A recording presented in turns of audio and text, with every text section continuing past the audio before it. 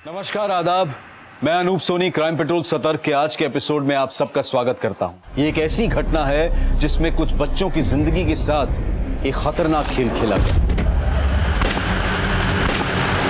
उनकी जिंदगी के बदले एक ऐसी शर्त रखी गई थी जो किसी को भी हिलाकर रख सकती थी।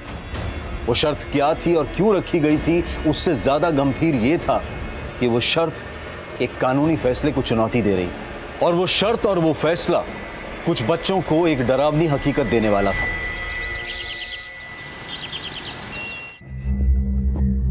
रूबी, इतनी सुबह सुबह कहाँ जा रही हो? क्यों मेरी मां बनने की कोशिश करती हो?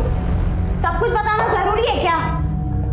रूबी, भले ही मैंने तुम्हें जन्म नहीं दिया, पर हूँ तो तुम्हारी माँ। लेकिन आपने मेरे पापा से शादी की है, सब जानती हूँ मैं। कैसे आपकी वजह से मैंने अपनी माँ को खो दिया, and now you will pay for it. सुबह सुबह क्या हंगामा मचा रखा तुम लोगों ने? हाँ? और तुम कहाँ जा रही हो सच के? स्कूल वाले साइंस एक्सकर्शन पे ले जा रहे हैं। साइंस एक्सकर्शन में जा रही है बॉयफ्रेंड से मिलने के बस लिए? पापा, जब आप रात रात भर बाहर रहते हो तो क्या मैंने आपसे कभी पूछा कि आप कहाँ जाते हो?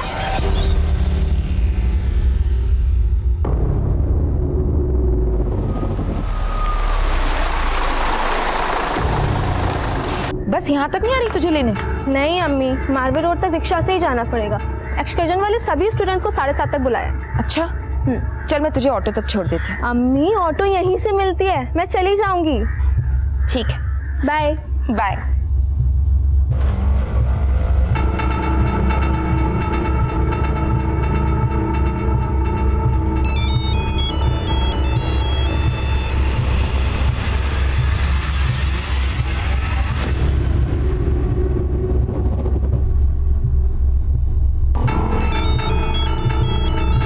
रूबी, ला मैं एक बार तेरे पापा से बात कर लेती हूँ कि हम साइंस एक्सकर्शन पे ही जा रहे हैं। कोई जरूरत नहीं है। जब उन्हें अपनी बेटी पे ट्रस्ट नहीं है तो फिर मुझे भी कोई फर्क नहीं पड़ता कि वो क्या सोच रहे हैं। क्या बातें हो रही है रूबी और रिशिता? हाय मेगा, कुछ नहीं। तू बता, बाकी लड़कियां भी आने वाली थी ना? 14 गर्ल्स आनी थी ना एक्सकर्शन पे। हाँ ना यार, लेकिन सब लेट लतीफ है। कुछ लड़कियां तो फोन ही नहीं उठा रही। मेरी एक तो और नसरीन से बात हुई है, ऑन द वे आती होंगी वो लोग।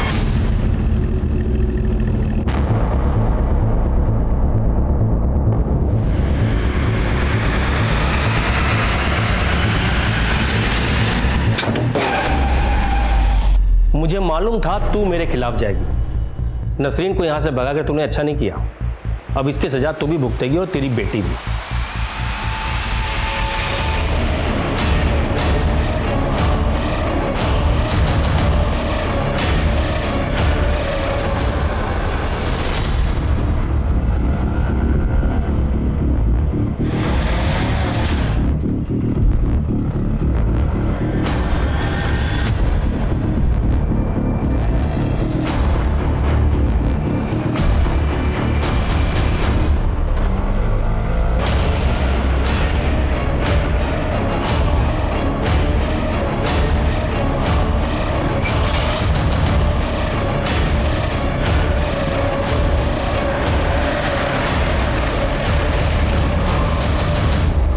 पता है, मुझे तो लग रहा था ना आज मेरी बस छूटी जाएगी।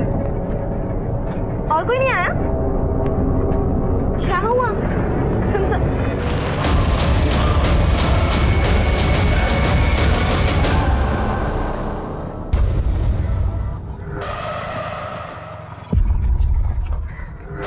अरे मम्मी, यहाँ तो कोई भी नहीं है।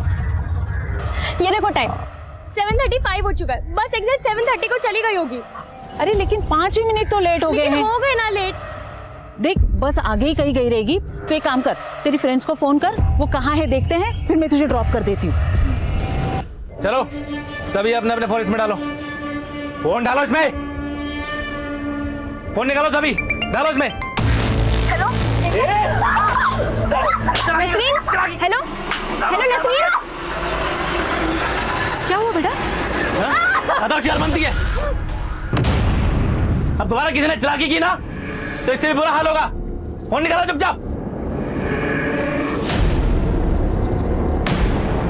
फोन दो। ये कैसे चला रहा है गाड़ी? गाड़ी चला रहा है, जहाज उड़ा रहा है। थोड़ा धीरे चलाना, क्या तो जल्दबाजी लगी है।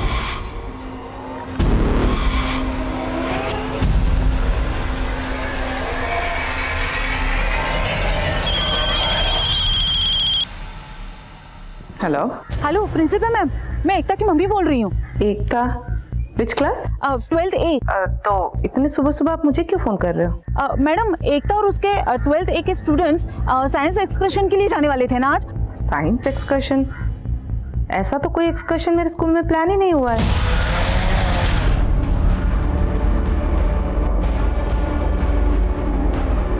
ये ले, फोन तोड़ दे सारे। अरे पाना निकाल वहां से, फोन तोड़।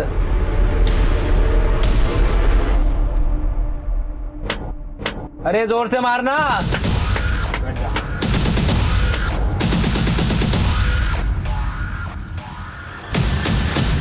निवेदिता, तुम इतनी इररिस्पॉन्सिबल कैसे हो सकती हो?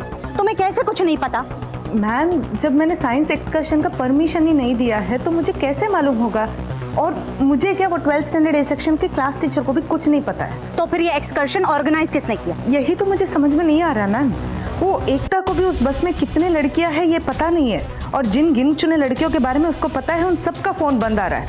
अभी हम उनके पेरेंट्स को फोन करेंगे, वो तो सब पैनिक हो जाएंगे ना मैम। मुझे कुछ ठीक नहीं लग रहा। आई थिंक हमें पुलिस को इन्फॉर्म करना चाहिए।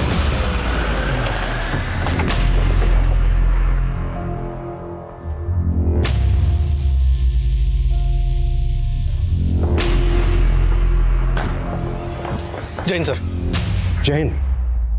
क्या बात है गौतम, बड़ी हड़बड़ी में हो? सर अभी कंट्रोल रूम में फोन आया था कि एक हिट एंड रन का केस है। ठीक है, देखो। सर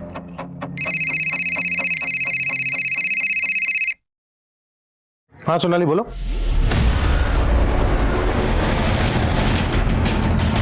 हटो हटो हटो हटो हटो। आइए सर। सर ये है वो डेड बॉडी।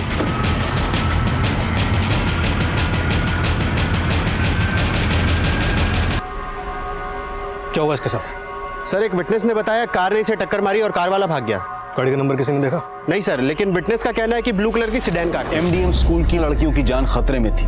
ये सभी लड़कियां 7 नवंबर की सुबह अपने घर से ये कहकर निकली थी कि वो स्कूल की तरफ से एक साइंस एक्सकर्शन ट्रिप पर जा रही हैं। हैरानी की बात यह थी कि स्कूल की प्रिंसिपल निवेदिता तक को इस एक्सकर्शन ट्रिप के बारे में कुछ मालूम नहीं था, लेकिन उस ग्रुप के साथ जाने वाली एक और स्टूडेंट एकता जो कुछ भी कह रही थी उसने स्कूल अथॉरिटीज के होश उड़ा दिए। इस पूरे मामले का संज्ञान लेने के लिए पुलिस जल्द ही उस जगह पर पहुंची जहां से 7 नवंबर की सुबह 7:30 बजे वो बस एक ऐसे सफर के लिए निकली थी जिसकी मंजिल सिर्फ तबाही थी।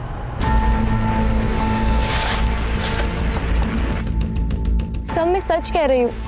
हमारी क्लास की मॉनिटर ने हम सबको बताया था इस साइंस एक्सकर्शन के बारे में, लेकिन मैं लेट हो गई।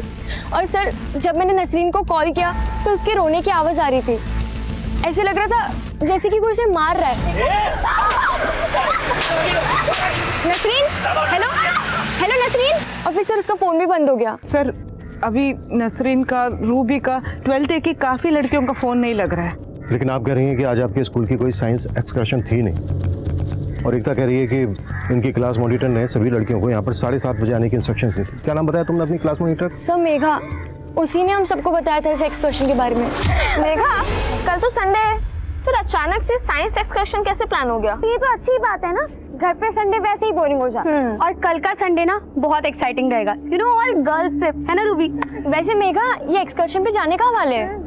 कल तक इसे सीक्रेट रहने दो। कल सुबह शार्प 7:30 पे मारवे रोड की क्रॉसिंग पे पहुंच जाना तुम। सर मेघा ने हमें ये भी नहीं बताया था कि हम यहाँ से जाने कहाँ वाले। अच्छा एकता, टोटल कितने स्टूडेंट जाने वाले थे एक्सकर्शन पर? सर हमारी क्लास में 14 लड़कियां हैं और सभी जाने वाली थी।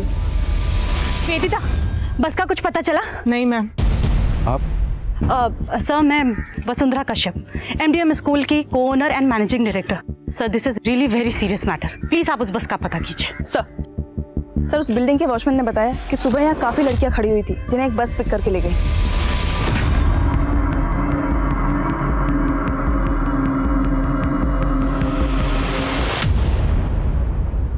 सोनाली। जी सर। उस सीसीटीवी की फुटेज चेक करो, बस उसमें जरूर कैप्चर हुई होगी। सर। निवेदिता जी, एक बात मेरी समझ में नहीं आ रही है। जब आपके स्कूल ने आज कोई साइंस एक्सकर्शन प्लान ही नहीं किया था, तो क्लास मॉनिटर मेघा ने बाकी सब लड़कियों को कन्विंस कैसे कर दिया?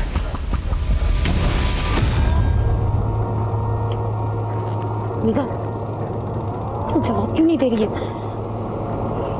ये सब तेरा कोई प्लान है ना? उन्हें हमें फंसाया ना यहाँ पे। ए क्या रे, क्या कुछ भी चल रही है तुम्हारी?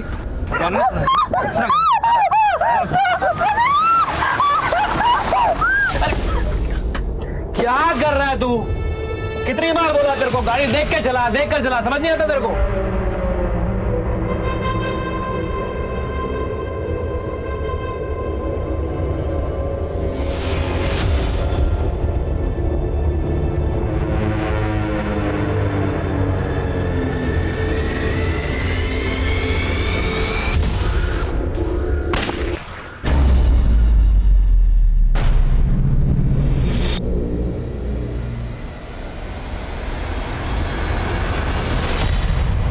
ये बस आपके स्कूल की है? नहीं सर, ये बस हमारे स्कूल की नहीं है।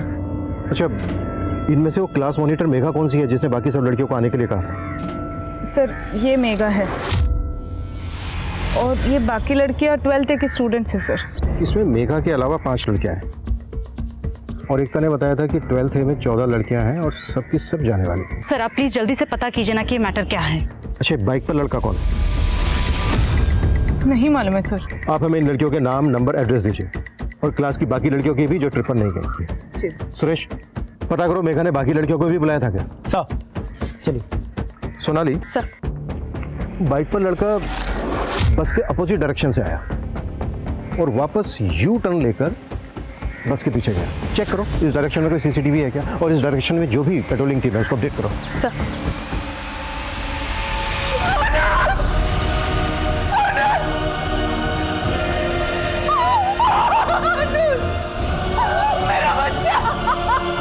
देखिए, अनुज को यहाँ से कुछ दूर वल्लभ रोड पे एक ब्लू कलर के सेडान कार ने टक्कर मारी थी। देखने में तो ये हिट एंड रन का केस लग रहा है, लेकिन क्योंकि अनुज सिविल कोर्ट के आदमी थे तो हो सकता है कि उनकी किसी के साथ कोई दुश्मनी हो। क्या आपको किसी पे शक है? मेरी कुछ समझ में नहीं आ रहा, मेरा बेटा ऐसे कैसे चला गया? बता सकती हैं कि इतनी सुबह को अनुज उस तरफ क्या करने गए थे? मेरा बेटा रोज सुबह 6 बजे जॉगिंग के लिए जाता था। रात 1-1 बजे तक कानूनी किताबें पढ़ते रहते हो, सुबह जल्दी उठ जाता है। नींद नहीं पूरी हुई ना तो सेहत बिगड़ जाएगी तेरी। अरे माँ, मैं बिल्कुल फिट हूँ और वैसे भी इंसान को 4 घंटे की नींद चाहिए होती है बस। इंसान के लिए ना शादी भी जरूरी है। मैं मानती हूँ कि जिस लड़की से तू शादी करना चाह रहा था उससे तेरी शादी नहीं हुई, मगर अब क्या पूरी जिंदगी बिना शादी के गुजार देगा? अरे मेरी प्यारी माँ, अब मेरी शादी करने की उम्र नहीं रही और तुम बेकार में टेंशन लेती हो। हमेशा माँ को बहला देते हो। जा महेश, जिस जगह पे एक्सीडेंट हुआ है वहां पे कोई सीसीटीवी कैमरा नहीं थे, लेकिन हमें कैसे भी करके उस ब्लू कार को ढूंढना होगा।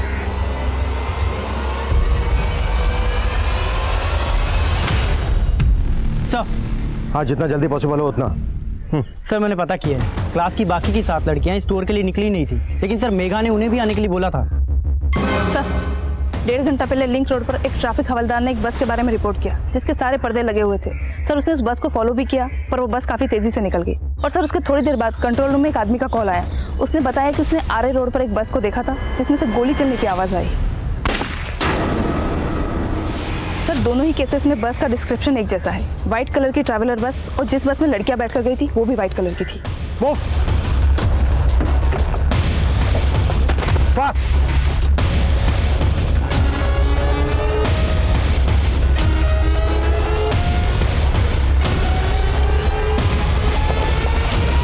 ये तो वही बस है, पर इस बस को यहाँ क्यों रोका गया होगा?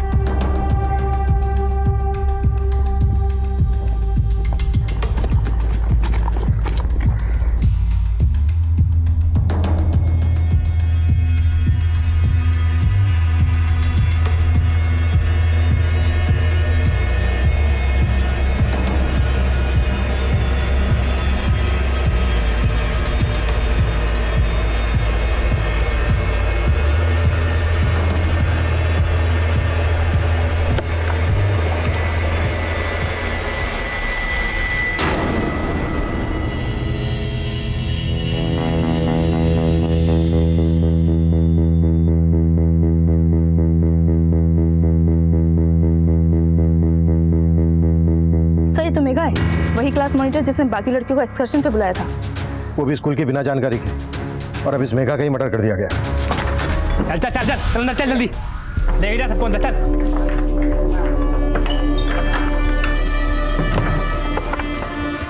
क्या देख क्या रहा है, बिठाना सबको, चल बैठ, चल चल चल चल बैठ, बैठ नीचे। किसी के मुंह से आवाज नहीं निकलनी चाहिए, चुप।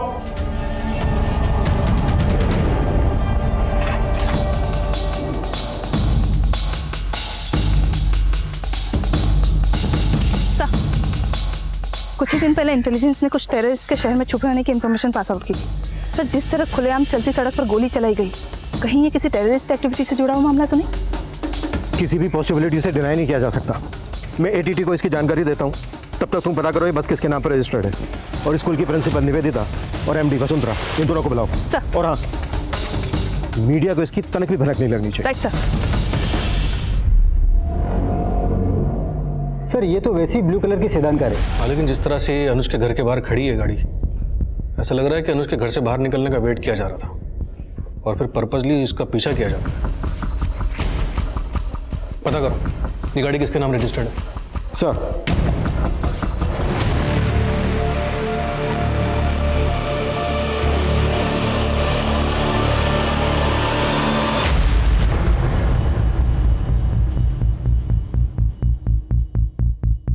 अभिमन्यु, उस बस में तुम्हें कोई ऐसा क्लू मिला जिससे तुम्हें लगता है कि ये मामला टेररिस्ट से जुड़ा हो सकता है? फिलहाल तो नहीं, लेकिन इसकी पॉसिबिलिटी, इसीलिए मैं आपको इसकी जानकारी दे रहा हूँ। उन शूटर्स के चेहरे किसी सीसीटीवी में कैप्चर हुए? नहीं सर, लेकिन एक बाइकर है जो बस को फॉलो कर रहा था। मारवे रोड के आगे जो क्रॉसिंग है उसके सीसीटीवी में बाइक और बस दोनों कैप्चर हुए। उस फुटेज में बाइक का नंबर विजिबल है। बस के साथ साथ हम ये भी मालूम कर रहे हैं कि बाइक किसके नाम पर रजिस्टर्ड है।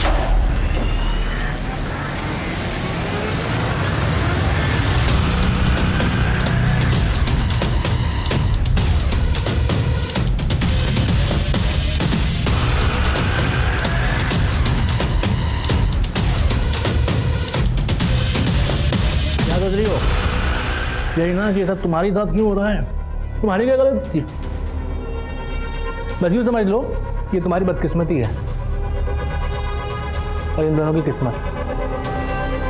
मैं तो मतलब डरिया हूँ। इस वारदात का असल मंसूबा पुलिस की सोच से भी परे था, लेकिन उनका यह अंदाजा कि यह कोई आतंकवादी हमला था, क्या यह अंदाजा सही था, या यह मामला बंधक बनाई गई उन स्टूडेंट्स में से किसी एक का निजी मामला था, या फिर यह मामला मेघा के किसी राज से जुड़ा था जिसने इन सभी लड़कियों को एक साथ जोड़ा था? क्या मेघा का मर्डर उसके इस राज पर पर्दा डालने की कोई कोशिश थी? सवाल कई थे, लेकिन फिलहाल पुलिस को सिर्फ एक का जवाब मिला था। वो बस जिसमें लड़कियों को बंधक बनाकर रखा गया था, वो एक ट्रैवल एजेंसी को बिलोंग करती थी। मैडम, यही है वो अजिंक्य जिसने वो बस बुक करवाई थी। इस बस के साथ तुम्हारा कोई ड्राइवर गया होगा? हाँ मैडम, गया था ना, गणपत नाम है उसका। ये सीसीटीवी फॉरवर्ड करो हमें और कॉल लगाओ उस गणपत को। हाँ मैडम, उसका फोन बंद आ रहा है। सर, ये तो अजिंक्य है, इसने बस बुक किया था। हाँ, लेकिन आप इस अजिंक्य को जानते कैसे? सर, अजिंक्य हमारे स्कूल में लैब असिस्टेंट है। इसका ऐसा करने के पीछे क्या मकसद होगा? हमें कुछ आइडिया नहीं है सर। अच्छा, ये रहता कहाँ है?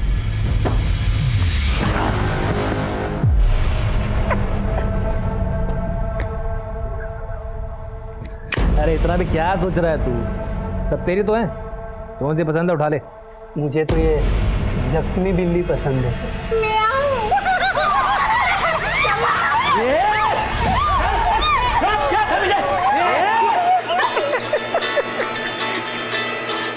ये प्रिंसिपल मैम का फोन मुझे क्यों आ रहा है?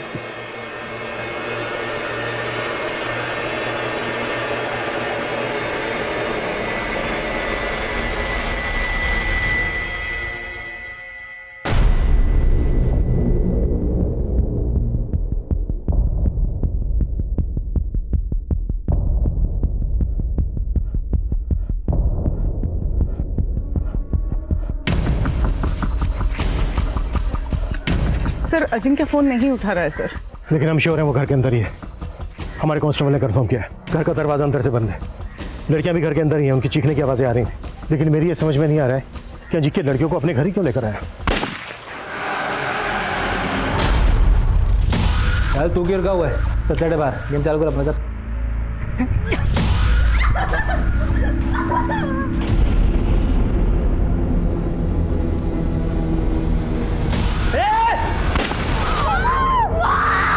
Hello Ruby, hello.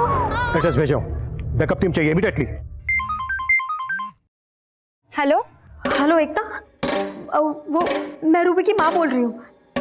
रूबी का फ़ोन आया था मुझे, लेकिन उसका फ़ोन कट हो गया। मैं वापस से कॉल लगा रही हूँ, लेकिन उसका फ़ोन नहीं लग रहा है। तुम मेरी रूबी से बात कर पाओगी क्या?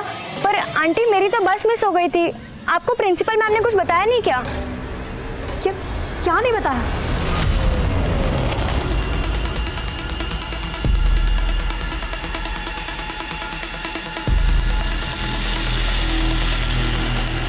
अरे साहब हमको क्यों लेके जा रहे हैं? सर वो बाइक वाला लड़का दानिश जो बस का पीछा कर रहा था, हाँ सर उसे अरेस्ट कर लिया है। मैंने अजिंक्य और दानिश की फोटोग्राफ एटीटी को भी भेजी, लेकिन वहाँ से अभी तक कोई ऐसा क्लू नहीं आया कि इनका संबंध एंटी सोशल ऑर्गेनाइजेशन से भी हो सकता है। एक काम करो, कुट्टो दानिश को पता करो, दानिश का अजिंक्य से कोई कनेक्शन है क्या? अगर है तो मकसद पता करो।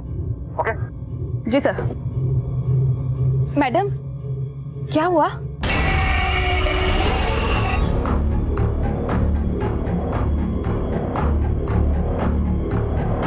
अजिंक्य गोडमोले, मैं तुम्हारी प्रिंसिपल निवेदिता देशमुख बोल रही हूँ।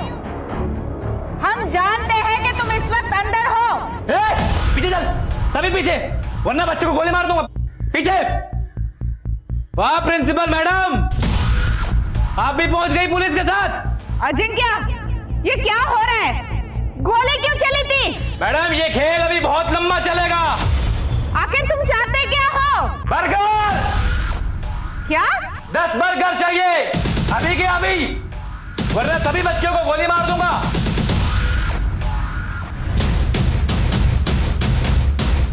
नहीं मैं सच बता रहा हूँ मैडम, मैं सच बता रहा हूँ। मैं किसी अजिंक्य को नहीं जानता और बस हाईजैकिंग में भी मेरा कुछ रोल नहीं था मैडम। तो उस बस का पीछा क्यों कर रहा था?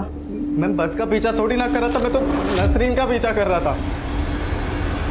नसरीन वो एमडीएम स्कूल की स्टूडेंट?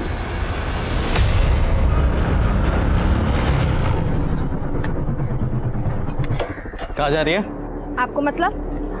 ए नसरीन, अदब से बात कर, तेरा होने वाला शोरूम है। मुझसे निकाह करने के सपने देखना आप बंद कर दो। अच्छा चल घर चलते को अब्बू के सामने ही सुधारता, आजा।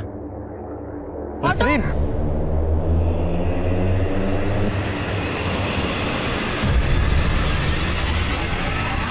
मैडम ये हमारा निजी मसला है, लेकिन इसका उस हाईजैकिंग से कुछ ताल्लुक नहीं है, कुछ भी नहीं। तेरे सारे निजी मसले अब अच्छे से सुलझाएंगे हम।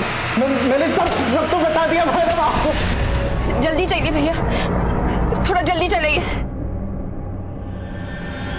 मैंने तय कर लिया, नसरीन का निकाह होकर रहेगा। सिर्फ 16 साल की है ये, पढ़ने लिखने की उम्र में आप इसका निकाह कराना चाहते हैं? अच्छा, इसके बालों का रंग और कपड़ों का ढंग देख के लगता तो नहीं कि इसका पढ़ाई लिखाई में दिल लग रहा है।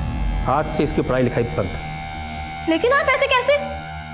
जबान लड़ाएगी तुम मुझसे? जबान लड़ाएगी?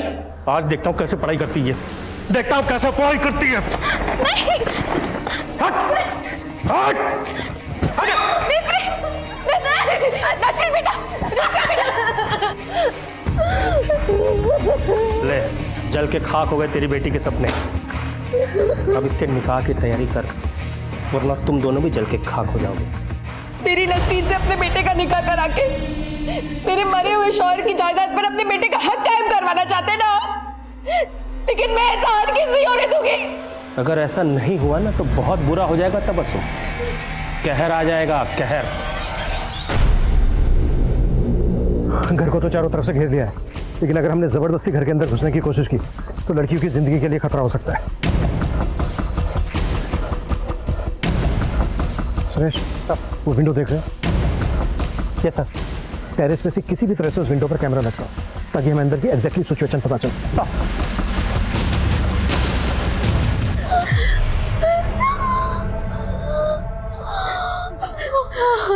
क्या जी क्या भाई, मुंह झूठा करवा के भूख बढ़ा दिया आपने। गोश्त कब खिलाओगे? अपने हिस्से की भूख अभी और बढ़ा ले, तब तक हम चोर पुलिस खेल ले। चल जा, क्यों निकल? हाँ? देखो कितनी पुलिस है बाहर। हाँ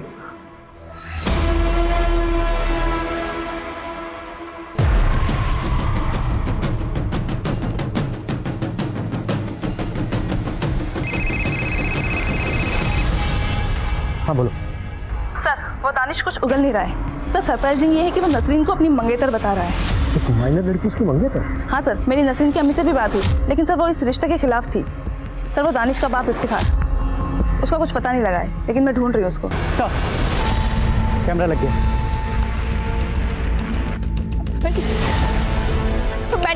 मैडम मुझे मेरी बच्ची के पास ले चलिए प्लीज। देखिए तबस्सुम जी, मैं आपकी हालत समझ सकती हूँ। नहीं मैडम, आप मेरी हालत नहीं समझ सकती।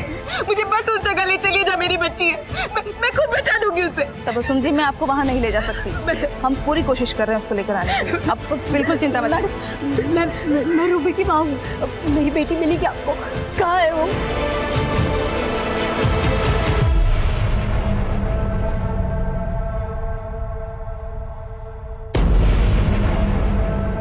अजिंक्य के साथ 2 लोग अंदर और भी हैं, उनमें से एक ही है। पहचानते हो? सर ये तो निखिल है, हमारे स्कूल का कंप्यूटर टीचर है ये। आपके स्कूल का कंप्यूटर टीचर? हाँ।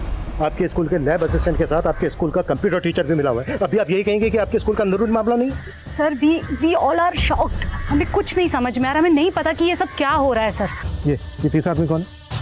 सर इसका तो चेहरा भी नहीं दिख रहा है, मैं सही से नहीं बोल सकती ये कौन है सर। सर ये देखिए। कपड़े निकाल, कपड़े निकाल, कपड़े निकाल, कपड़े निकाल, वरना उस लड़की की तरह गोली मार दूंगा तुम दोनों की भी, समझी? इंस्पेक्टर, बहुत शौक है ना तुझे भी देखने का? अब लाइव देख। कैमरा हटाओ, कैमरा हटाओ, क्विक! विंडो से कैमरा हटाओ। देखो हमने कैमरा हटा लिया है, प्लीज बच्चों को कोई नुकसान मत पहुंचाना। इंस्पेक्टर, अभी तो सिर्फ शुरुआत है, आगे आगे देख होता है क्या। अजिंक्य का मकसद तो आप लोग गैस नहीं कर पाए। अब आपके स्कूल के कंप्यूटर टीचर निखिल के बारे में आप लोगों का क्या कहना है? सर मैं उसके बारे में ज़्यादा कुछ जानती नहीं सर। वो सिर्फ 3 हफ्ते पहले ही हमारे स्कूल ज्वाइन किया। What? सिर्फ 3 हफ्ते पहले?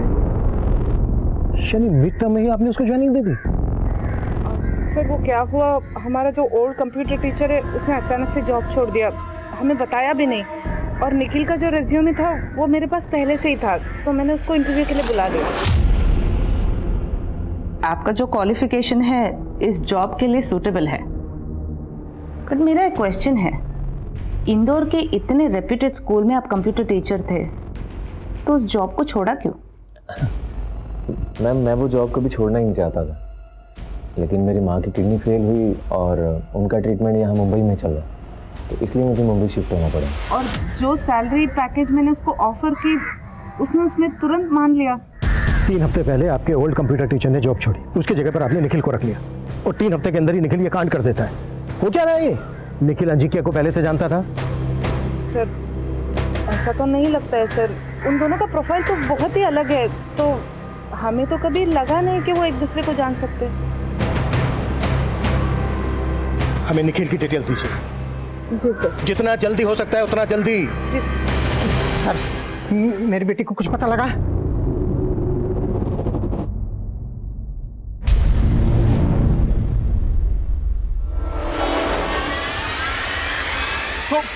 तू चाहता है मैं तेरे बेटे की सिफारिश करूं, जबकि तू मेरी बेटी की जिंदगी खाक करना चाहता था। ये तेरी और तेरी बेटी की करतूत है ना। देख तबस्सुम, तमाशा मत कर। पहले तेरी बेटी वजह से मेरे बेटा अंदर जा चुका है। देख मेरे बेटे ने कुछ नहीं किया। मेरी बेटी को बर्बाद करना चाहता था ना। सब गिरफ्तार कर लो इसे। दानिश इसी का बेटा है। सब मेरी बहन सब मेरे बेटे को मैंने कुछ नहीं किया था। हमारी बेटी हमारी बच्चा कहाँ है? हमारी बच्चा कहाँ है? हमारी बच्चा कहाँ है?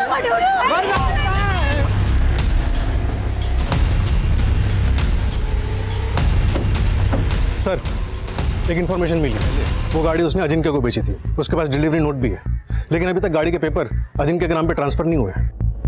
तो अजिंक्य का अनुज सक्सेना के मर्डर में भी हाथ?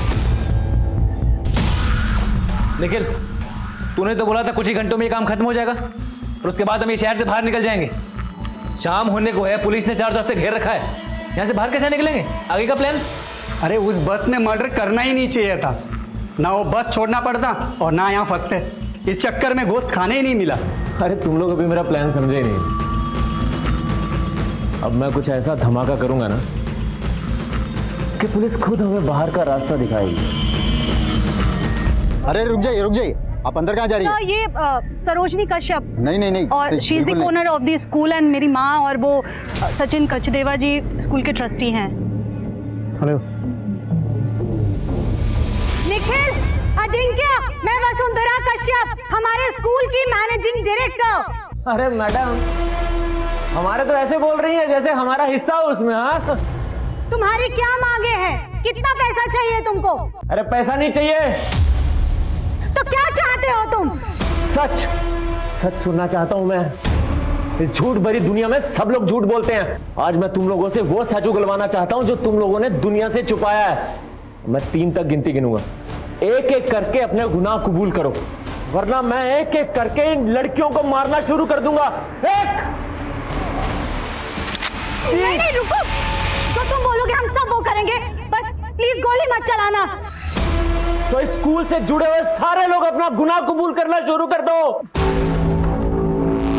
निखिल भाई, मैं सचिन सचदेवा, मैंने एक बार अपने दोस्त से 5,000 रुपए उधार लिया था, लेकिन मैंने आज तक उसको वापस नहीं किए। चुप सच के देवा, ये कॉफी शो चल रहा है क्या?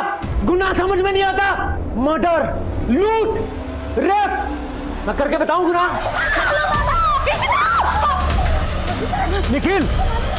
निखिल, बच्ची को नुकसान मत पहुंचाना। देखो तुम्हारी सारी बातें मानी जाएंगी, अगर किसी भी लड़की को नुकसान पहुंचाया तो देखना अंजाम बहुत। अरे इंस्पेक्टर, मैं अपना अंजाम भुगत के आया हूं। इन लोगों को बोल कि शिद्दत से अपना गुनाह कबूल करें।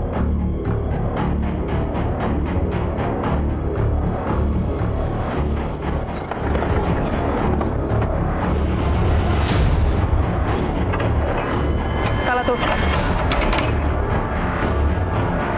लाइट ऑन करो, तलाशी लो एक एक चीज की।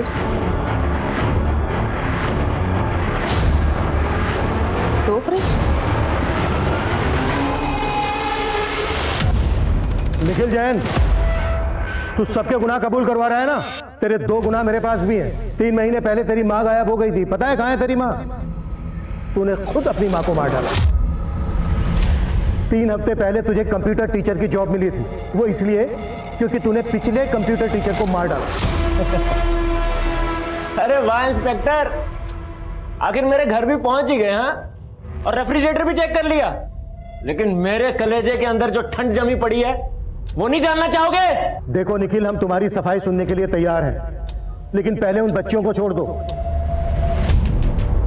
मैं पूरी कोशिश करूंगा तुम्हें सजा से बचाने के लिए। अरे नहीं चाहिए तेरी भीख, लेकिन मैं अपना दान पुण्य जरूर पूरा करूंगा। अब तक तो तुम सुना रहे थे ना, अब देख, अब अजिंक्य अपनी कहानी सुनाएगा। क्या ये? आज कोई भी बिना गुनाह कबूल किए नहीं मरेगा। चल अपना गुनाह कबूल कर, चल चल चल, बता, सच बता, चल बोल। मैंने स्कूल की माइनर लड़की को अपने प्यार के जाल में फंसाया था। पर सर, मैं बाकी स्टूडेंट्स को झूठ नहीं बोल सकती। देखो मेगा, क्या फर्क पड़ता है, तुम और मैं तो साथ में है ही ना, बाकी सब भी घूम लेंगे।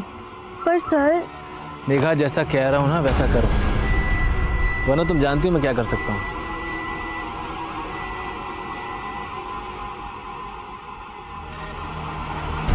ये लेकर आएगी ना सारी लड़कियों को? हाँ निखिल ले आएगी। निखिल मेरी समझ में नहीं आ रहा तुम क्यों कर रहे हो ये सब? देख, जितना बोल रहा हूँ उतना कर, वरना तेरा और मेघा का वीडियो है मेरे पास। अजिंक्य बहुत बड़ा कमीना इंस्पेक्टर, लेकिन यहां एक भेड़िया और भी है, वीरेंद्र दास। प्रिंसिपल वीरेंद्र दास तो याद है ना?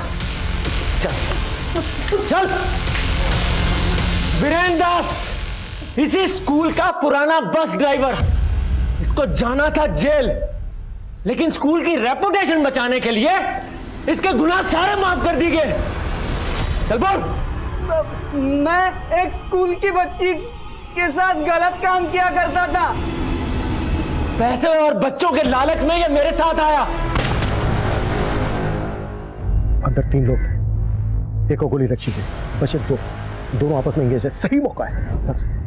अजिंक्य, मैं भी एक कन्फेस करना चाहता हूँ। मैंने तुझे गन तो दी लेकिन उसमें गोली नहीं है यार।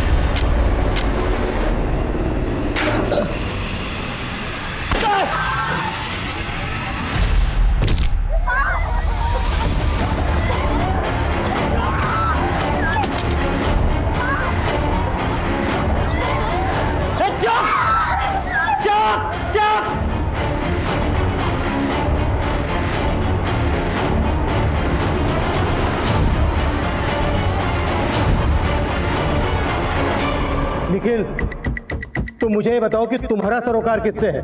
किसके गुनाहों की सजा तुम इन बच्चों को दे रहे हो?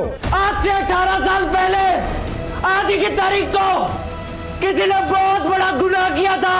वो अपना गुनाह कबूल करेगा या मैं एक और जान ले लूं?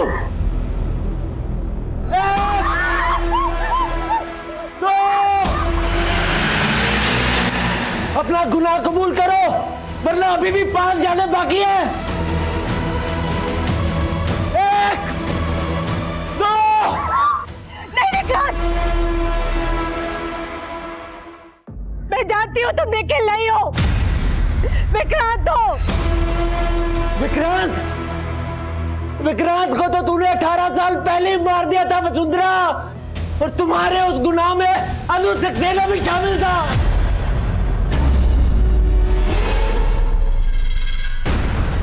अनुज, वसुंधरा, मैं अभी तुम दोनों की प्रिंसिपल मैम को कंप्लेन करता हूँ। रुक जा। भूल गए तू?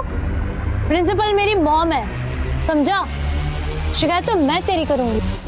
तूने मेरी बेटी के साथ ऐसी हरकत की? मैम, वसुंधरा झूठ बोल रही है, मैंने ऐसा कुछ भी नहीं किया है। नहीं मम्मा, मैं झूठ नहीं बोल रही, झूठा तो ये है। यस मैम, ये सच बोल रही है, झूठ तो ये बोल रहा है। अगर मैं वहाँ नहीं होता तो पता नहीं है वसुंधरा के साथ क्या करता। अनुज भी झूठ बोल रहा है। मैंने पिछली बार भी तुझे स्कूल में फिल्म देखते हुए पकड़ा था, तभी मैंने तुम्हें सिर्फ वार्निंग दी थी, लेकिन अब मैं पुलिस में जाऊंगी। उस सजा ने उस विक्रांत को तभी मार दिया था। जुवेनाइल कोर्ट ने भी मेरी बात पे भरोसा नहीं किया, मेरे खिलाफ एक झूठा फैसला सुना दिया, और सजा के बाद मुझे एक झूठा नाम दे दिया, निखिल, और बोला कि अपनी नई जिंदगी शुरू करो। अरे कैसे करता? मेरी माँ ने भी मुझ पे भरोसा नहीं किया। विक्रांत, तुम मोहल्ले की बच्चियों को चॉकलेट क्यों बांट रहा था? क्या हो गया माँ तुझे? अच्छे लगते मुझे वो बच्चे। तेरी रग रग अच्छे से जानती हूँ मैं। एक बार पहले भी तू मेरा मुंह काला करवा चुका है। अगर अब किसी कुछ किया ना। अरे मैंने कुछ नहीं किया। तो ऐसे ही सजा हो गई तुझे, हैं? रेपिस्ट कहीं का। अरे मैं रेपिस्ट नहीं हूँ, मैं रेपिस्ट नहीं हूँ। बच्चों पे चिल्लाता है, देखो माँ के ऊपर। रेपिस्ट नहीं हूँ। मैं अपनी बेगुनाही कभी साबित नहीं कर पाया, और इसीलिए अपनी माँ के कत्ल के जुर्म में भी गुनहगार बन गया। अजिंक्य, वीरेंद्र, वसुंधरा, ये सब लोग गुनहगार हैं। सब लोगों ने अपना गुनाह छुपाया है। अरे मेरे साथ नाइंसाफी हुई है, बस इसीलिए मैंने ठान लिया कि सबका गुनाह सबके सामने लेकर आऊंगा। और इसीलिए मैंने तुम्हारे स्कूल में कंप्यूटर टीचर की नौकरी ली, उस पुराने टीचर से दोस्ती की, और एक दिन मौका मिलते उसको भी मार दिया।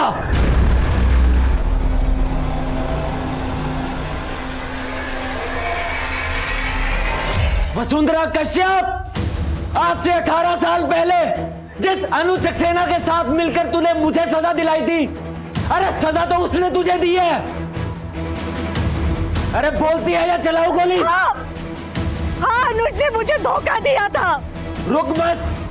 अनुज ने मुझे प्रेग्नेंट करके छोड़ दिया था, तब मैं माइनर थी, पर मैंने फिर भी अपनी बच्ची को जन्म दिया। दुनिया की नजर से उसको दूर रखा। और तेरी बेटी तेरे स्कूल में 12th A की स्टूडेंट है ना? बहुत महान काम किया तूने वसुंधरा कश्यप। अब मुझे नहीं पता कि तुझे पता है या नहीं पता है, लेकिन अनु सक्सेना से तेरा बदला मैंने ले लिया है। आज सुबह ही उसका काम तमाम कर दिया है।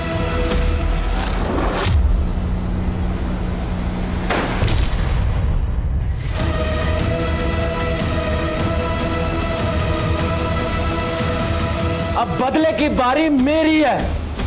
अब तेरी रेप चाइल्ड तुझे यह बताएगी कि रेप होता क्या है।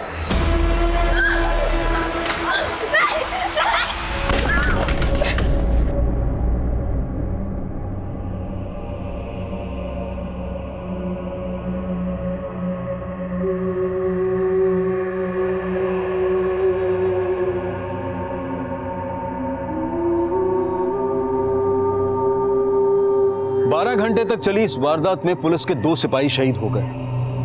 लैब असिस्टेंट अजिंक्य और बस ड्राइवर बीरेन निखिल और विक्रांत के हाथों मारे गए, लेकिन निखिल पर वार करना पुलिस की मजबूरी बन गई थी। इलाज के बाद निखिल भी रिकवर हो गया, लेकिन वो लगातार यही दावा करता रहा कि 18 साल पहले उसके खिलाफ सुनाया गया वो फैसला एक गलत फैसला था, लेकिन इससे उसके द्वारा किए गए निर्मम अपराध सही नहीं ठहराया जा सकता। अगर वसुंधरा ने निखिल पर झूठा रेप चार्ज लगाया था तो उसकी बेटी इशिता और बाकी माइनर लड़कियों के साथ निखिल ने जो ज्यादती की उसे भी किसी रूप से सही नहीं ठहराया जा सकता। लेकिन सवाल यह भी उठता है कि अगर निखिल बेकसूर था तो उसकी मां ने कभी उस पर भरोसा क्यों नहीं किया। हालांकि निखिल स्कूल में फिल्म देखते हुए पकड़ा गया था।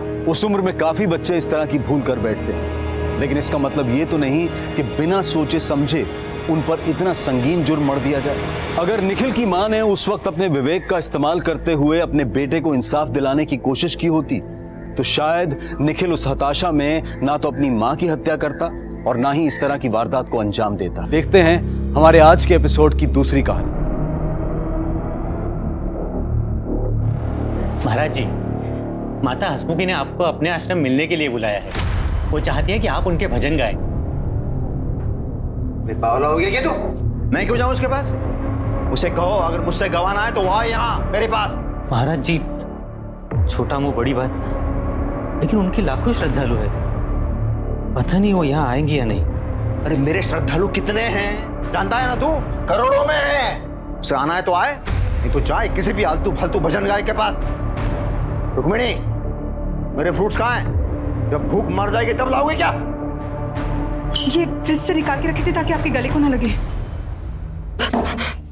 क्या है? कैसी प्लेट है ये? पीतल के बर्तन कहाँ है? और ये ऐसे, ये पूरा का पूरा फल खाऊंगा मैं? काट के देना चाहिए ना? तू खा पाएगी? दिखा मुझे, मुंह खोल, खा के दिखा।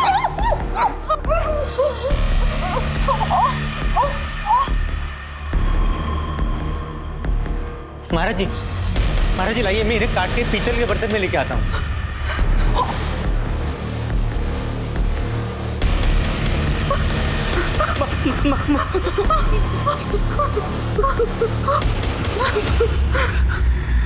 आओ सुनाऊं कथा वेद पुराण की, ये कथा है भक्त और भगवान की। जय हो, जय हो। राधे राधे राधे, बरसाने वाली राधे। महाराज जी, आज तो कमाल हो गया। गाने की फीस तो 50,000 मिली ही, साथ में लोगों ने आपको 50,000 के नोटों की मालाएं भी पहना दी। ऊपर से जो नोट उड़ाए गए वो तो गिनना अभी बाकी है। विनोद, मेरे गले में माँ सरस्वती का वास है, लेकिन ये मेरी फैमिली है जो मुझे नीचा करती।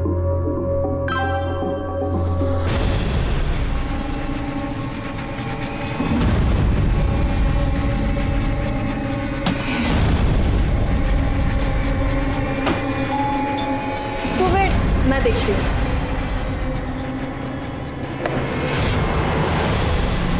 आदित्य कहाँ है?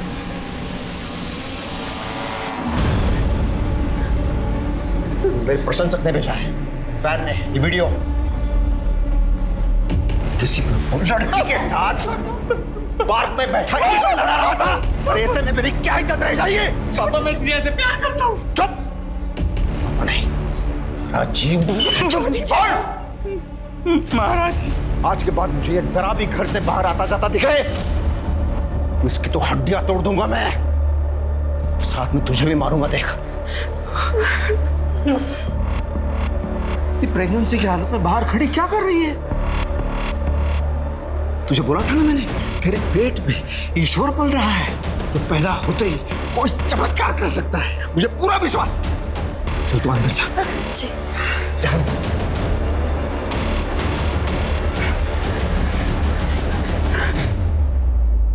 केशव महाराज एक प्रचलित भजन गायक थे। लोग उनकी गायकी से इतने प्रभावित थे कि समय के साथ साथ उन्हें भगवान स्वरूप समझने लगे। लेकिन भगवान के गीत गाते गाते उनका अहंकार हुंकार भरने लगा और वो अपने आप को समझने लगे आज का भगवान।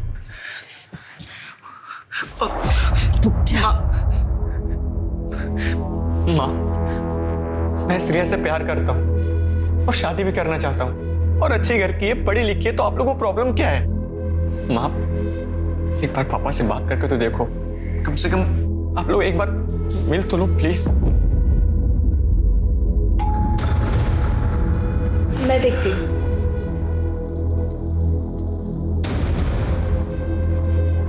एक मिनट, तू क्यों आ गई दरवाजा खोलने के लिए? मैंने तुम्हें बताया था ना, जब तक ये पैदा नहीं हो जाता इसे दुनिया की नजरों से बचा के रखना है। चल अंदर।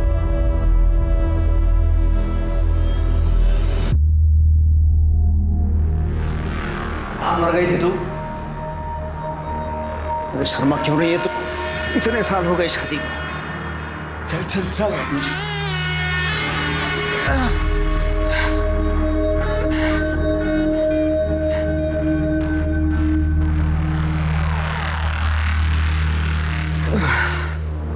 सुनो, एक बार आदित्य के दोस्त से मिल तो लो ना। वो दिखने में भी अच्छे और अच्छे परिवार से भी है।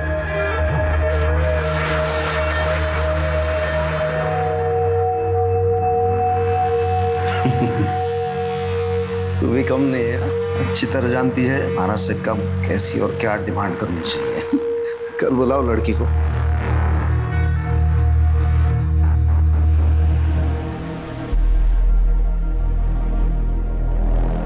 हाय। अरे बेटा आ गई। नमस्ते आंटी जी। नमस्ते, आ जाओ।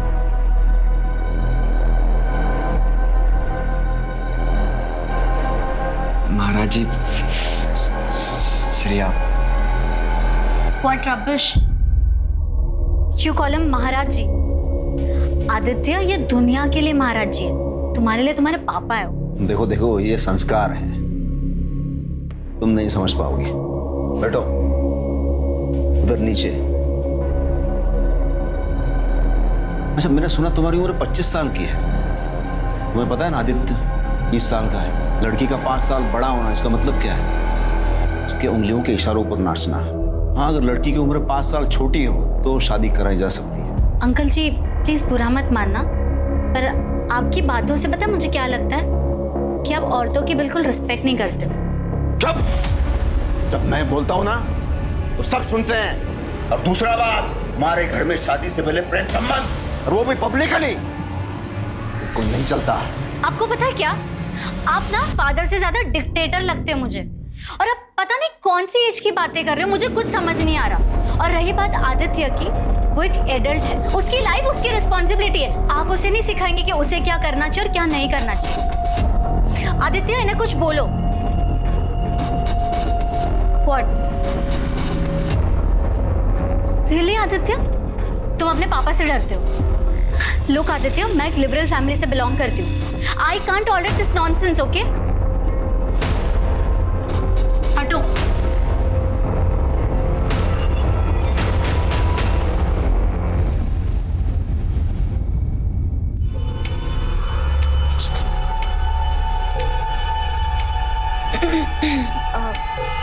महाराज जी, श्रेया को अपनी गलती का एहसास हो गया है। वो आपसे माफी मांगना चाहती है। महाराज जी, वो फोन पर है।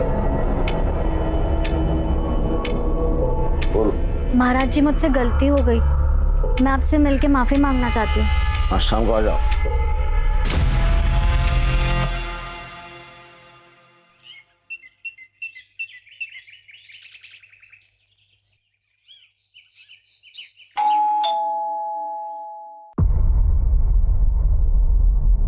मैडम, आराध्या दीदी।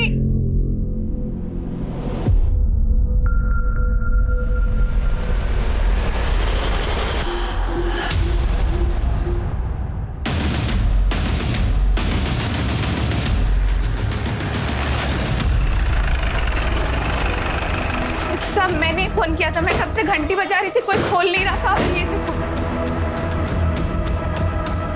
मिश्रा, दरवाजा खोलो अंदर से। सर। सर।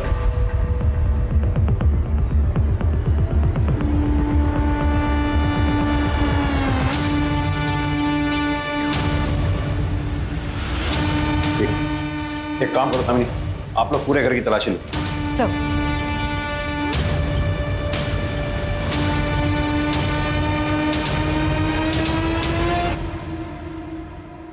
सर ये तो भजन सम्राट केशव महाराज है। जानता हूँ। पेट पे स्टैब किया गया है, गला काटा गया है और उस औरत का भी गला काटा गया। ब्रूटल मर्डर से सर। मिश्रा, मुझे लगता है ये औरत इनकी वाइफ। दोनों बॉडीज को पोस्टमार्टम के लिए भिजवाओ। सर।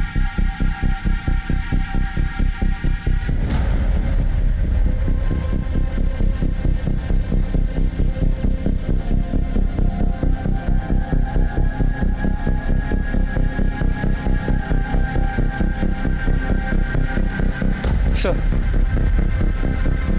ये इनकी बीवी है।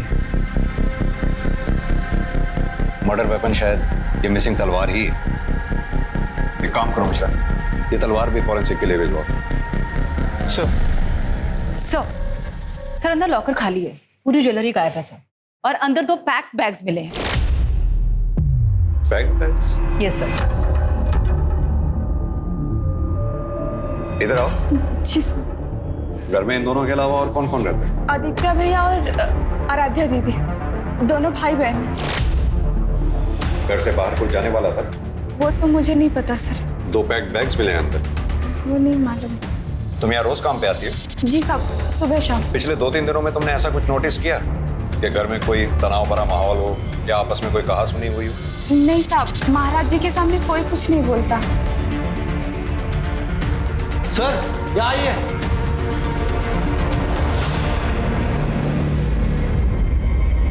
ये देखिए सर। घर में तो 4 लोग रहते हैं मिश्रा, प्लेटें 5 हैं, यानी कोई 5वां शख्स था जो बाहर से आया था। सर ये भी तो मुमकिन है कि 4 लोगों ने 5 प्लेट्स में कुछ खाया हो। सिंह, ये सारी प्लेट्स फॉरेंसिक के लिए भिजवाओ। सर। तुम्हारे पास फैमिली में से किस किस का कॉन्टैक्ट नंबर है? रुक्मिनी मैडम और आराध्या दीदी का। मिश्रा, इन दोनों के कॉल रिकॉर्ड्स निकलवाओ। इनके कॉल रिकॉर्ड्स में से बाकी फैमिली मेंबर्स के भी कॉन्टैक्ट मिल जाएंगे। सर इस केशव महाराज का नंबर तो इंटरनेट पे भी अवेलेबल। तुम इनके अलावा इनके किसी रिश्तेदार को भी जानते हो? जी साहब, रुक्मिनी मैडम का एक भाई है, सुनील। सुनील इलेक्ट्रॉनिक, उनका एक दुकान है, गोदाम भी है उनका। ये सुनील इलेक्ट्रॉनिक्स का कॉन्टैक्ट नंबर इंटरनेट से निकालो और इसे थाने पूछताछ के लिए बुलाओ। सर। दामिनी, सर। इनसे बाकी की डिटेल ले लो। सर, तुम आओ मेरे साथ। जी मैडम। सर ये भाई बहन मिसिंग, मुझे लगता है इन दोनों ने ही अपने माँ बाप का मर्डर किया है। हो सकता है घर में कोई अनबन हुई, भाई ने माँ और बाप को मार दिया, पैसे और जेवर लेकर बहन के साथ फरार हो गए। मिश्रा, भाई बहन दोनों के कॉल रिकॉर्ड्स निकलवाओ। लोकल ज्वेलर्स को इंटीमेट करो, शायद कोई क्लू मिले। सर।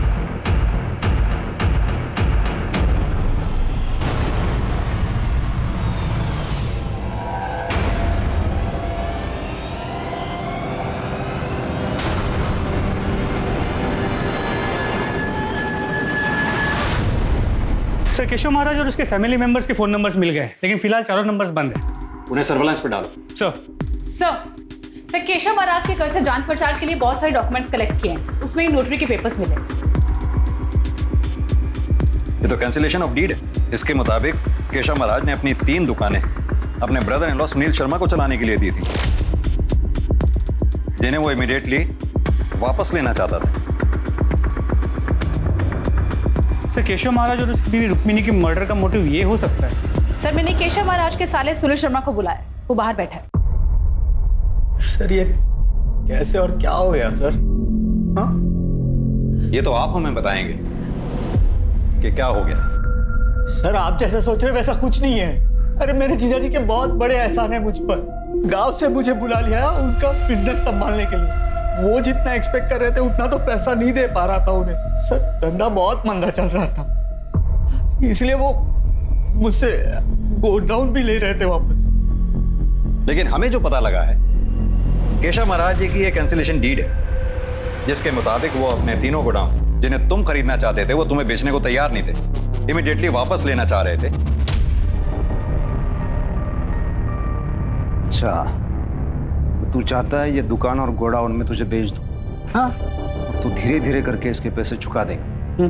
तेरे माथे पे क्या लिखा है? अरे आप गुस्सा क्यों हो रहे हैं? देखिए आपने जब दुकान और गोडाउन दिए थे तब तो वो खाली थे, मैंने धंधा जमाया। और वैसे भी आपको कोई इंटरेस्ट नहीं है ना, आप अपने भजन कीर्तन का जो बिजनेस खुला है वो चलाते रहिए। आपने जिस भाव में दुकान और गोडाउन खरीदे उसी भाव में मैं खरीदूंगा। जीजा जी रोकड़ा दूंगा, रोकड़ा। लौट और निकल यहाँ से। और आगे की सारी बातें मेरा वकील करेगा अब तेरे साथ। तुम्हें उन्होंने बेचा नहीं, इसलिए शायद तुमने उनका कत्ल कर दिया। अरे नहीं सर, मेरी बहन का घर है, मैं उसका घर उजाड़ूंगा, उसे मार डालूंगा। क्या बोल रहे हो सर? और मुझे देख के आपको लगता है मैं ऐसा कुछ कर पाऊंगा? हमें क्या लगता है क्या नहीं, इस बात को छोड़िए। ये बताइए कि आपके दोनों भांजा और भांजी आदित्य और आराध्य इस वक्त कहाँ हैं? कहाँ छुपाया हुआ है उनको इस वक्त? छुपाया? अरे भांजी तो अजमेर में गर्ल्स कॉलेज में पढ़ती है। लेकिन हमें पता चला है कि वो यहीं थी, अजमेर में नहीं। क्या? हाँ, मेट से हमें पता लगा है कि वारदात की रात रुक्मणी पुजारी और आराध्या सूटकेसेस पैक करके कहीं जाने वाले थे। कहाँ जाने वाले थे? सर जाने वाले थे? सर मुझे जितना पता है भांजी अजमेर में कॉलेज में पढ़ती है और दीदी ने कभी बताया नहीं वो कहाँ जाने वाली थी। तुम्हें क्या लगता है ये दोनों बच्चे आदित्य और आराध्या क्या अपने माँ बाप का कत्ल कर सकते हैं? अरे भांजी का तो पता नहीं सर, पर ये आदित्य है ना बहुत इनोसेंट है। हाँ, जीजाजी से नाराज जरूर था। जब वो भजन नहीं ठीक तरीके से गाता था तो जीजाजी बहुत टॉर्चर करते थे उसे। कितनी बार बोला है मैंने प्राणायाम कर, लेकिन तू नहीं करता है। अरे ऐसे थोड़ी बनते हैं भजन सम्राट, उसके लिए रियाज करना पड़ता है। रुक, तो ऐसे नहीं मानेगा। विनोद माचिस दे। महाराज बाबा नहीं ऐसे चिल्लाने से तेरी आवाज खुलेगी। इसके अलावा कुछ नहीं मालूम मुझे सर, कुछ नहीं। ठीक है, अभी तुम जा सकते हो, जरूरत पड़ी तो फिर बुलाएंगे। बिल्कुल सर।